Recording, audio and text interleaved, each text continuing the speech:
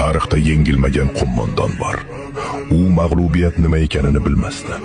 Uning ismi aytilsa, imperiyalar titrardi. U yuzlab janglar o'tkazib, musulmonlarga eng katta zarar yetkazganlardan biri edi. Lekin keyinchalik hammasi o'zgardi. U muslim bo'lgach, to'xtatib bo'lmas darajaga chiqdi. Jang maydonlarida strateg va jasorat timsoliga aylandi. Rim va Forsni tiz cho'ktirdi. U faqatgina dushmanlarni emas, shubhalarni, qo'rquvni va chegaralarni ham sindirdi.